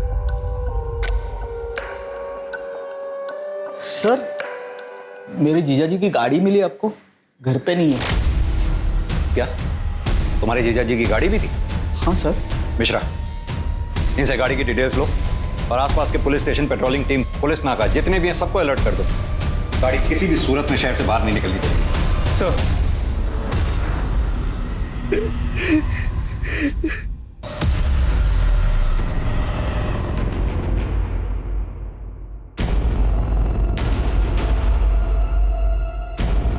कहां पे तू? हाँ, मिल मुझे। मैंने कहा ना मिल मुझे, दिल्ली के बाहर निकलना है मुझे, जल्दी मिल। यानी कि दोनों की हत्या का समय सुबह 3 से 5 बजे के बीच में ही है और हत्या किसी धारदार हथियार से हुई होना। वो ये हथियार वही तलवार है जो केशव महाराज के घर से दीवार पे से गायब है। सर, इस रिपोर्ट में एक सरप्राइजिंग बात यह है कि केशव महाराज के खून में काफी ज्यादा मात्रा में शराब पाई गई है। What? यानी कि कातिल को इस बात का आभास था कि केशव महाराज ने उस वक्त शराब पी हुई होगी और जब उसने महाराज को मारा इसी आपाधापी में रुक्मणी पुजारी जाग गई, जिसकी वजह से वो भी मारी गई। सर 100% ये काम उन भाई बहन का ही है। ये महाराज अपने बेटे को टॉर्चर करता, गुस्से में बेटे ने माँ बाप दोनों को मारा। मिश्रा, अगर तुम्हारी बात मैं मान भी लूं तो मुझे ये बात समझ में नहीं आती कि आराध्या के पास क्या मोटिव हो सकता है इन सबके पीछे। तो हो सकता है कि ये भाई बहन आपस में काफी अटैच्ड है। भाई अपनी बहन को छोड़ के जा नहीं सकता था, इसलिए अपने साथ ले गए। ये केशव महाराज के घर के आसपास कोई सीसीटीवी वगैरह मिले क्या? नहीं सर। एक काम करो, ये नौकरानी करुणा से एक बार दोबारा बात करो, शायद कोई नई बात सामने आए। जी सर। और वो गाड़ी के बारे में कुछ पता चला? सर हमारी टीम्स को बता दिया है, लेकिन अब तक कोई इन्फॉर्मेशन नहीं मिल पाई। तलाश जारी रखो उसकी। जी सर।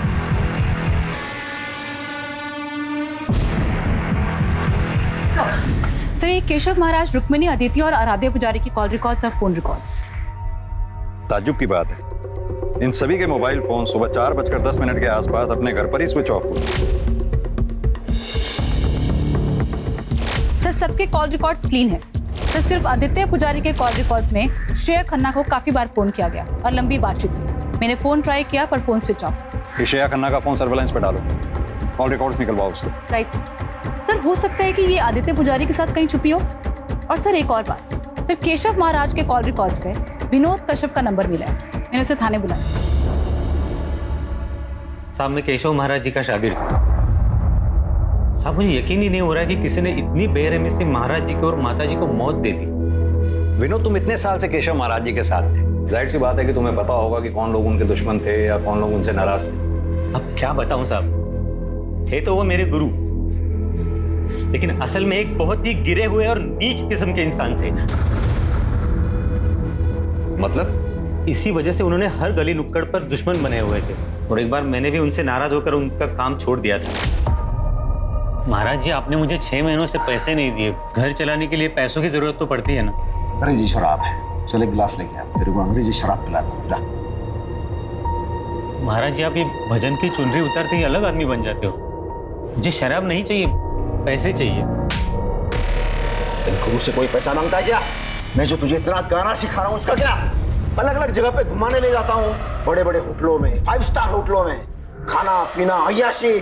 ये जन्म छोड़ दे, अगले जन्म में भी तू उसके पैसे चुका पाएगा क्या? महाराज जी, मैं शादीशुदा आदमी हूँ, घरवाली के भी खर्चे होते हैं। चल ठीक है, मैं तुझे पैसे दे देता हूँ। तो एक काम कर, आज रात को तेरी घरवाली को मेरे पास छोड़ के चला जा। महाराज जी! अरे तेरे मोबाइल में उस तेरी घरवाली का फोटो होगा ना, दिखा ना मुझे। महाराज जी! साहब, उनकी ये बात मुझसे बर्दाश्त नहीं हुई और मैंने उनका काम छोड़ दिया। फिर एक बार उनका कॉल आया। बेटा विनोद, तू नाराज है क्या मुझसे? बाप और बेटे में कभी मनमुटाव होता है क्या? देख, तू मेरा बेटा है रे, और जीवन में 2 बातें ठान ले। एक, माँ बाप और गुरु का गुस्सा ये आशीर्वाद होता है, और दूसरी बात, गुस्से और नशे में कहे गए शब्द ये जिंदा लाश की तरह होते हैं। उन्हें ऐसे दिल से कभी लगा के नहीं रखना चाहिए। हाँ तो ठीक है, कल से आ जा। साहब, मैं 3 सालों से इस लाइन में उनके साथ जुड़ा हुआ था। हम दोनों को एक दूसरे की आदत सी पड़ गई थी, तो सब मुझे भी दूसरा कोई काम आता नहीं था। तो जैसे ही उन्होंने मुझसे माफी मांगी, मैं फिर से उनके साथ जुड़ गया। विनोद, तुम्हारी फोन की लोकेशन के मुताबिक जिस रात केशव महाराज के साथ ये वारदात हुई, उस शाम तुम उनके घर पर गए थे। हाँ साहब, मैं 8 बजे गया और 10 बजे निकल गया। इस दौरान तुमने कुछ भी ऐसा नोटिस किया जो रोज की तरह नॉर्मल नहीं था? साहब, उस दिन उनके घर का माहौल कुछ ठीक नहीं था। हाँ विनोद मेरा बेटा, आजा आजा आजा। आ गया तू शैतान को भगवान बनाने वाला। अब रहिए इसी के साथ। वैसे भी हम माँ बेटी घर छोड़कर जा रहे हैं। इस घर में तो कभी इज्जत मिली नहीं हमें, आज तो हद ही कर दिया आपने। आ जाओ, ये विनोद है ना, ये मेरी देखभाल करेगा। माँ, हम भी आपके साथ आ रहे हैं। माताजी, लेकिन हुआ क्या है? सुनना चाहते हो अपने गुरु की सच्चाई? तो सुनो।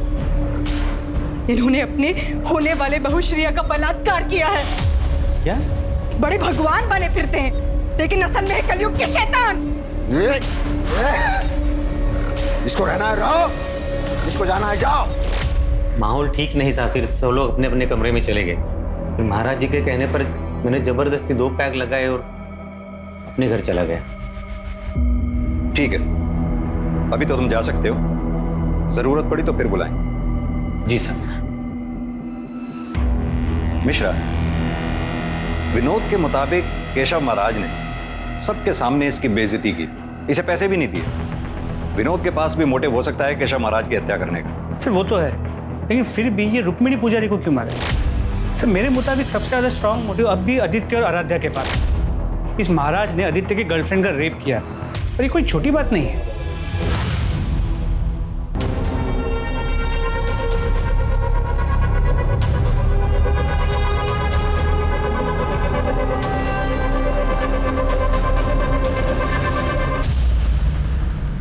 मैडम, श्रेया का फोन ऑन हुआ है। उसका फोन अभी गुरुग्राम से दिल्ली ट्रैवल कर रहे हैं। ठीक है।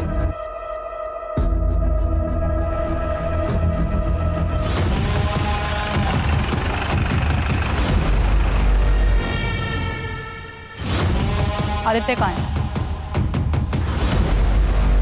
तुम पुलिस के पास भी तो आ सकती थी, इस तरह से छुपने की क्या जरूरत थी? सर मुझे किसी पे विश्वास नहीं था।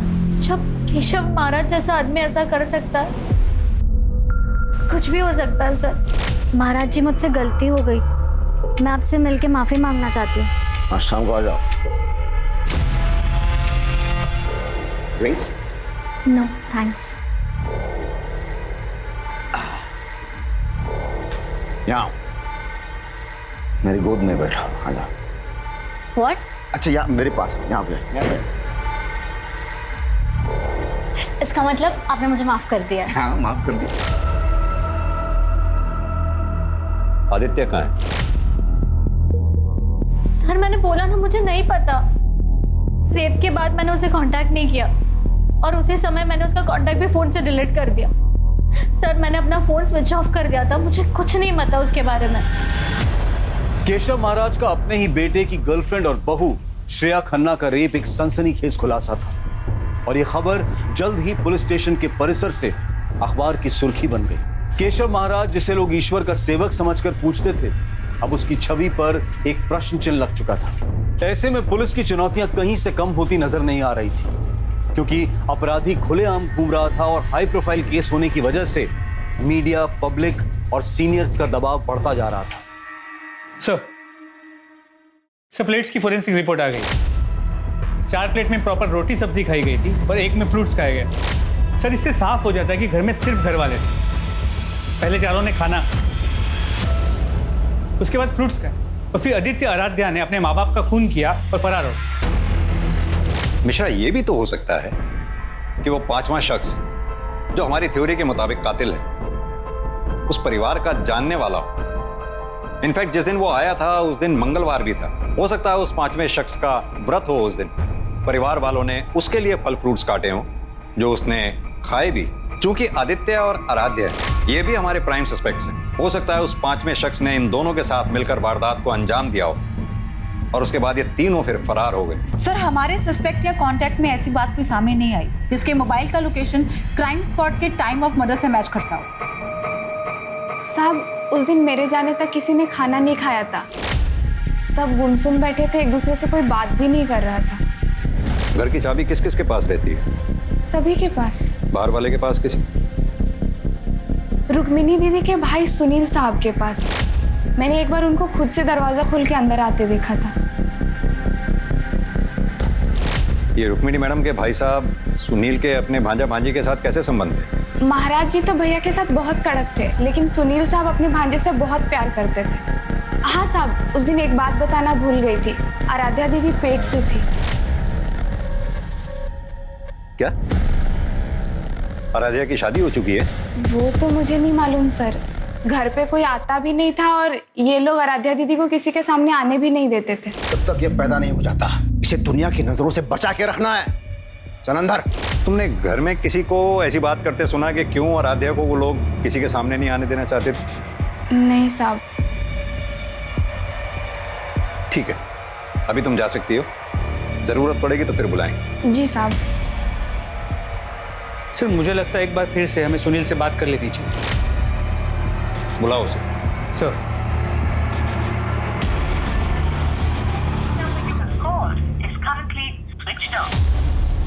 सर, उसका फोन स्विच ऑफ आ रहा है। उसकी दुकान और गोडाउन दोनों जगह चेक करो। सर।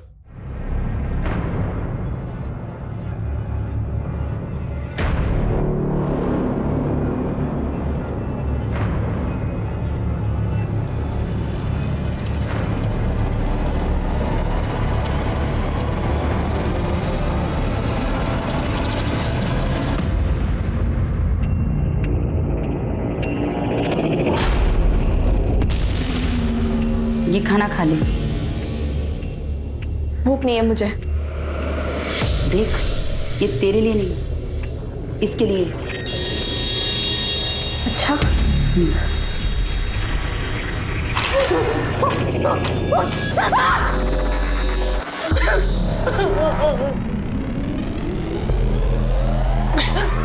अरे अब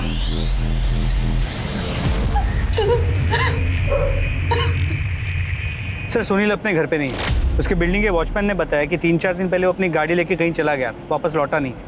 सर, मैं उसके गोडाउन जा रहा हूँ चेक करने के लिए।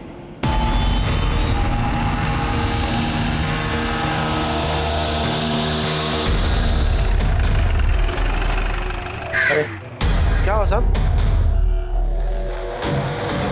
क्या कर रहा था? गाला को लाग लगा रहे थे साहब। क्या काम करता है? हाँ साहब। नाम क्या? अजिंक्य। मालिक का है? मालूम नहीं साहब। पक्का? चल देखो याद दिलाते हैं। मेरे को नहीं मालूम कुछ। ये याद दिलाने वाला धंधा है। इसके पढ़ते ही अच्छे अच्छों की याददाश्त ठीक हो जाती है। अब सीधी तरह से ये बता कि जब सुनील गाड़ी में भागा तो क्या उसके साथ आदित्य था? नहीं साहब, वो अकेले थे। अकेले थे? तो फिर वो भागा क्यों? मिश्रा, जरा याद दिलाओ उसे। एक बात याद आई। वो बोल रहे थे कि केशव महाराज को मारने की सुपारी के बारे में कुछ बात कर रहे थे। साला मेरा जीजा है ना, लोगों से पैसे लूट के अभी महात्मा बना है। मुझे नहीं लगता ये दुकान और गोडाउन वो मुझे देगा, और नहीं देगा ना तो तू गांव पे वापस। तो ये सब कुछ अपना हो सकता है अगर जीजा टपक जाए, और जीजी से मैं 2 मिनट में सब कुछ अपने नाम कर लूंगा। मतलब वो मर जाएगा तो मुझे गांव नहीं जाना पड़ेगा? हाँ, नहीं जाएगा तू ना। वो मरेगा कैसे? कल उसकी सुपारी देता हूँ। मुझे इतना ही मालूम है सर, मुझे बाकी कुछ नहीं मालूम सर। सर अजिंक्य की बातों से लगता है कि ये पूरा कांड मामा और भांजे ने मिलकर किया है, और आराध्या भी उनके साथ है। सर कहीं ऐसा तो नहीं कि इस मर्डर का कनेक्शन आराध्या के प्रेगनेंसी के साथ हो? मैंने आस पड़ोस में बातचीत की है सर, किसी को आराध्या के बारे में नहीं मालूम कि वो उसी घर में रहती थी, ना ही उसकी शादी और ना ही उसकी प्रेगनेंसी के बारे में। ये आराध्या, आदित्य और सुनील, इन तीनों को ढूंढने की मुहिम तेज करो। सुनील का फोन सर्विलांस पे डालो, उसकी बैंक स्टेटमेंट निकालो, पता करो क्या कोई मोटी ट्रांजैक्शन किसी सुपारी किलर के साथ हुई है क्या। Right sir.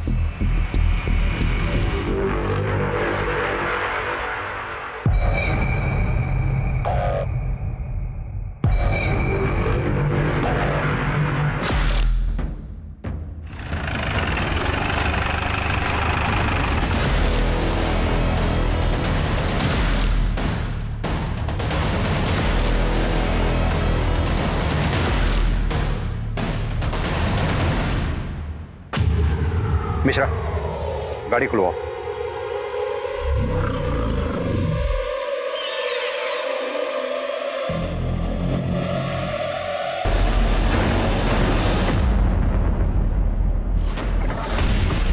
सर जिसे हम कल्प्रिट समझ रहे थे वो तो विक्टिम निकला। मिश्रा, गाड़ी के अंदर भी अच्छी तरह से चेक करो। जी सर।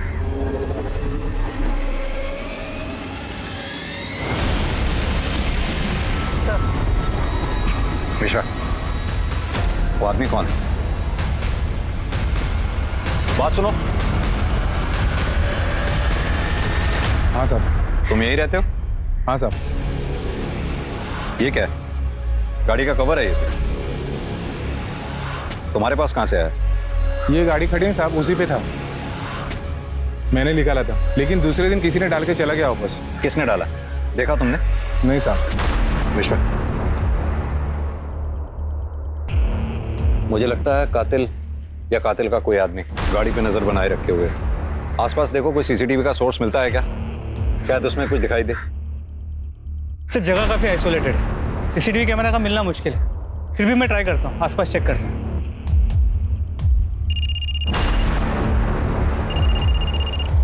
हाँ दामिनी। सर सुनील का पता चल गया, वो कहीं सोनीपत पे छिपा बैठा था। उसने अजिंक्य यादव को कॉल करने के लिए फोन किया, तो टीम ने उसका लोकेशन ट्रेस कर लिया सर।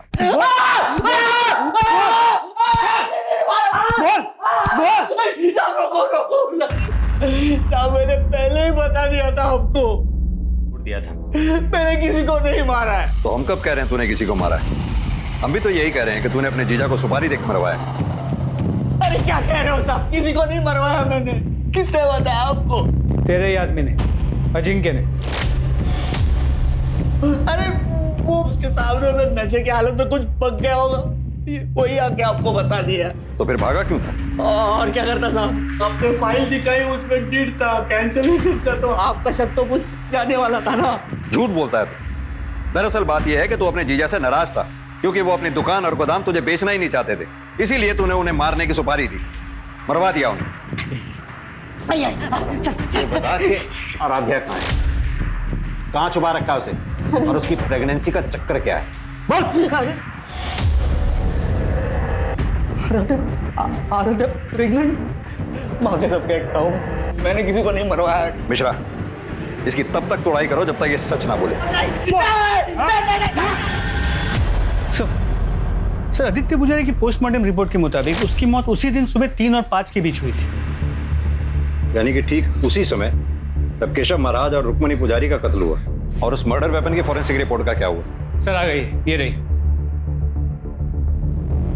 मर्डर वेपन पे केशव महाराज, आदित्य और रुक्मणी पुजारी, इन तीनों के ब्लड स्टेन्स मिले, लेकिन फिंगरप्रिंट किसी का भी नहीं। Right sir.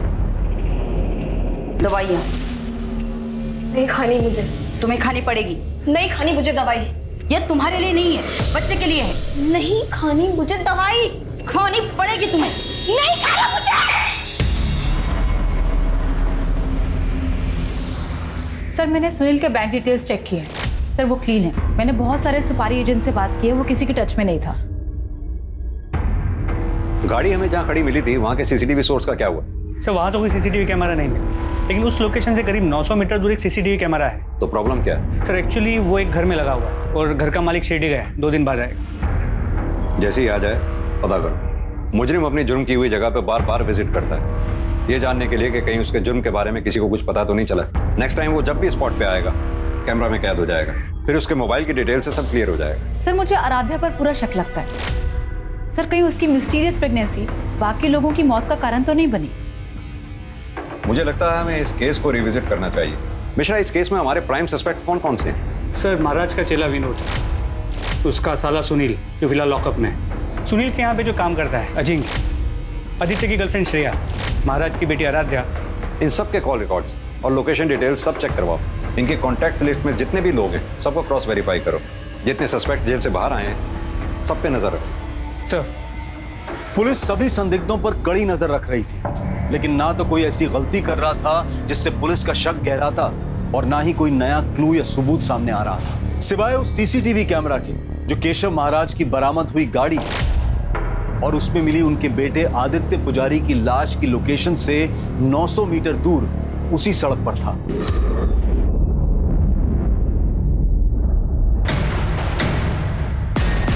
ये यहां क्या कर रहा है? मिश्रा, उठा के लाओ। सर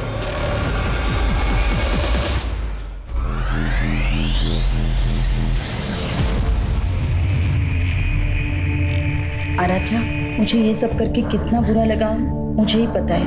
अब जो हुआ सो हुआ।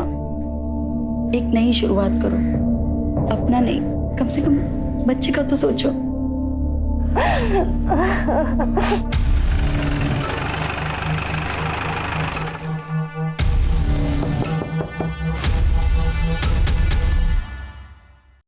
मैं देखती हूँ दरवाजे पे कौन है।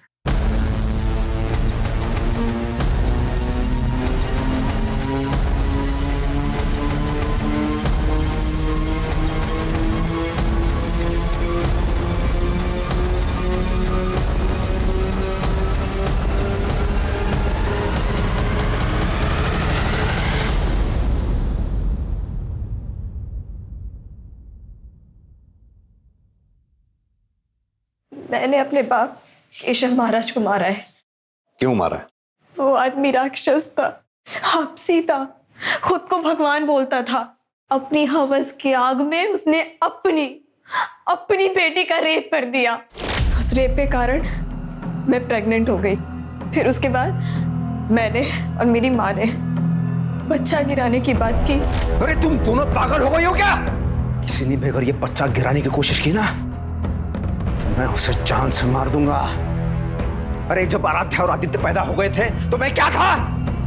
मामूली आदमी, कुछ नहीं था मैं। लेकिन आज आराध्या के पेट में मेरा केशव महाराज का दिव्य अंश पल रहा है।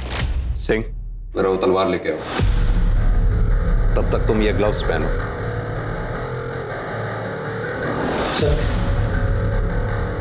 इस तलवार को पकड़ो और चला के दिखाओ कैसे तुमने अपने माँ बाप का कत्ल किया।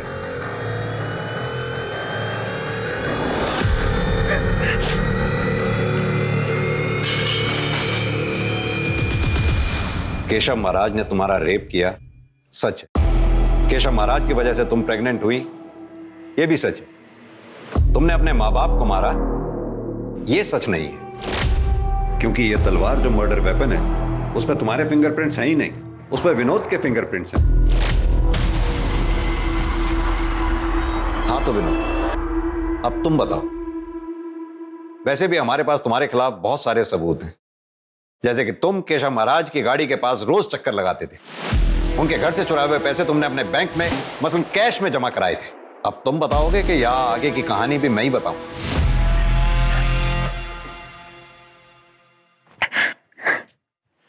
सब मैंने मारा महाराज जी को। फिर मैं महाराज जी के घर गया और आराध्या को लेकर अपने घर चला गया। तुमने पहले अपने बयान में बताया था कि महाराज ने तुम्हें पहले भी बेइज्जत किया था, लेकिन केशव महाराज को मारने का ख्याल तुम्हारे मन में अब क्यों आया?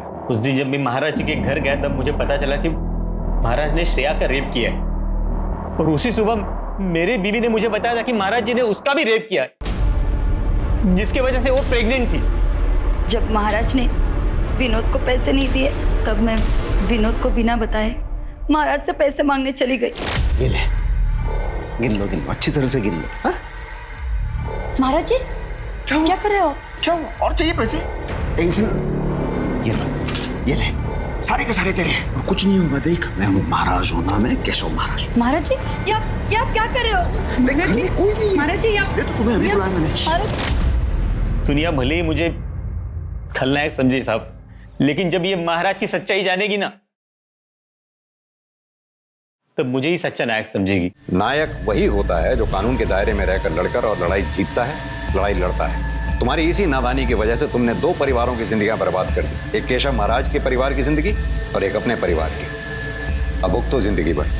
अगर केशव महाराज के खिलाफ विनोद या उसकी पत्नी शिप्रा या उसकी बेटी आराध्या ने कंप्लेंट लिखवाई होती तो केशव महाराज पर कार्रवाई होती, उसे सजा होती और विनोद को बदले की भावना में उसका मर्डर भी नहीं करना पड़ता। केशव महाराज के दुष्कर्म उसके आसपास मौजूद हर इंसान के लिए सबसे बड़ी दस्तक थे, लेकिन या तो उससे डरकर या फिर समाज के डर से सबने उस पर पर्दा डाल दिया। जुर्म के खिलाफ सतर्क रहना, चुप रहने की बजाय कानून के दायरे में रहते हुए जुर्म के खिलाफ एक्शन लेना समझदारी भी है और समझदार नागरिक का कर्तव्य भी। अब मैं अनूप सोनी आपसे विदा लेता हूं, फिर मुलाकात होगी क्राइम पेट्रोल सतर्क में एक और नए केस के साथ। तब तक अपना और अपने परिवार का ख्याल रखें, सतर्क रहें, सुरक्षित रहें और देखते रहें क्राइम पेट्रोल सतर्क। जय हिंद। क्राइम पेट्रोल के और भी दिलचस्प कहानी देखने के लिए हमारे चैनल को सब्सक्राइब करें और बेल आइकॉन दबाना न भूलें।